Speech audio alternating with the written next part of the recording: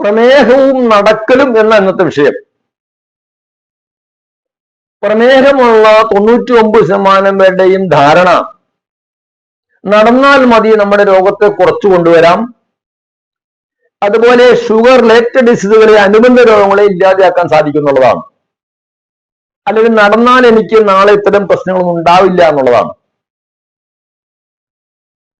പക്ഷേ നമ്മളിങ്ങനെ കൃത്യമായിട്ട് 5-10 കിലോമീറ്റർ എഴുന്നേറ്റ് നടക്കുന്നവർക്ക് പോലും പെരിഫറൽ ന്യൂറോപ്പതി വരുന്നു, നെഫ്രോപ്പതി വരുന്നു, റെറ്റിനോപ്പതി വരുന്നു, ഹാർട്ടിന് പ്രശ്നം വരുന്നു, അതുപോലെ ലിവർ സിറോസ് കാണുന്നുണ്ട്, അതുപോലെ സ്ട്രോക്ക് കാണുന്നുണ്ട്, അൾഷിമേഴ്സ് കാണുന്നുണ്ട്, അതുപോലെ ഉറക്കക്കുറവ്, ഓർമ്മക്കുറവ്, സെക്ഷൽ ഡിസ്ഫങ്ഷൻ, ഇങ്ങനെ ഒരുപിടി രോഗങ്ങളിൽ കൂടാനും സാധാരണ പ്രമേഹമുള്ള ആൾക്ക് വന്ന രോഗം ഒക്കെ നടക്കുന്നവർക്ക് വരുന്നുണ്ട്. പിന്നെ ചില രോഗങ്ങൾ ഇപ്പൊ കൂടുതൽ നടക്കുന്നവർക്ക് തേയ്മാനം ഉണ്ടാവുന്നുണ്ട്. അതുപോലെ തന്നെ വെരിക്കോസിന്റെ പ്രശ്നം പലർക്കും കാണുന്നുണ്ട്.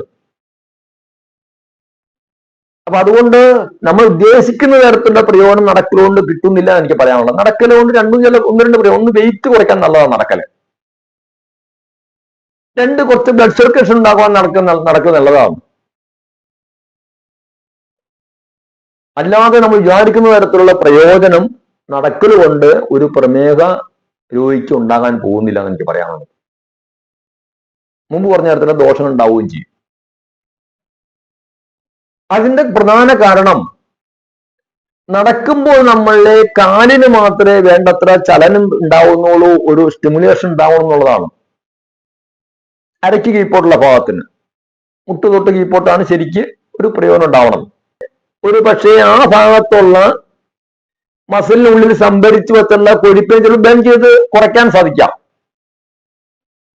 അത് നമ്മളുടെ ഇൻസുലിൻ റെസിസ്റ്റൻസിനെ കുറയ്ക്കാൻ കുറച്ച് ഹെൽപ്പ് ചെയ്യാം. അതുപോലെ നമുക്ക് ഓവർ വെയിറ്റ് കുറയ്ക്കാൻ കുറച്ച് സഹായകരമാവാം.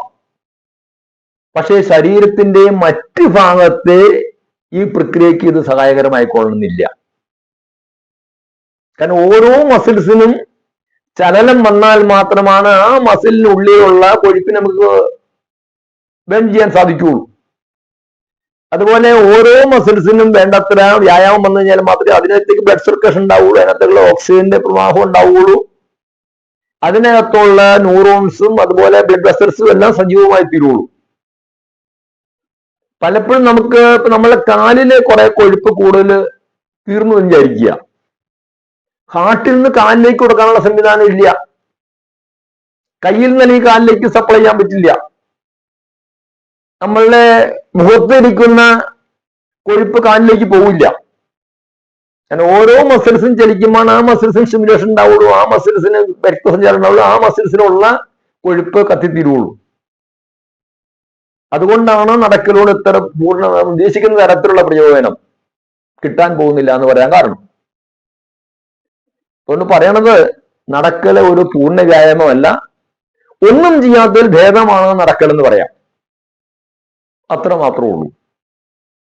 അതുകൊണ്ട് പ്രമേഹത്തെയും പ്രമേഹാനുബന്ധ രോഗങ്ങളെയും ഷുഗർ റിലേറ്റഡ് ഡിസീസുകളെയും നമുക്ക് വേണ്ടവണ്ണം പ്രതിരോധിക്കണമെങ്കിലോ അതിനില്ലാതെയാക്കണമെങ്കിലോ ഒരു ഫുൾ ആയിട്ടുള്ള സമഗ്രമായിട്ടുള്ള വ്യായാമം വേണമെന്ന് എനിക്ക് പറയാനുള്ളത്.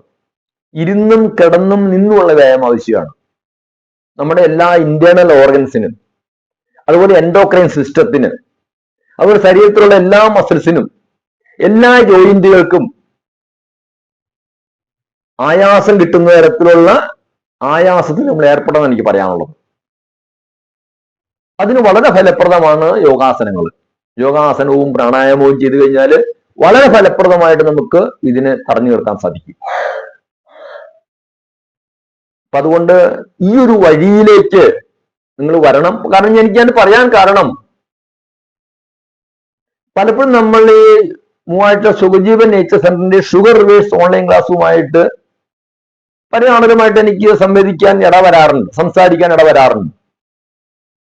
അപ്പൊ ഞാനിങ്ങനെ പറയും, ആഹാരത്തെ ചോദിക്കും, അതുപോലെ വ്യായാമത്തിൽ വരുമ്പോൾ സാറേ ഇത് നടക്കുന്നുണ്ട്, രാവിലെ എഴുന്നേറ്റ് 5 കിലോമീറ്റർ നടക്കുന്നുണ്ട്, ഇനി വേറെ വ്യായാമമൊന്നും എനിക്ക് ആവശ്യമില്ല എന്നാണ് ഇവര് പറയണത്.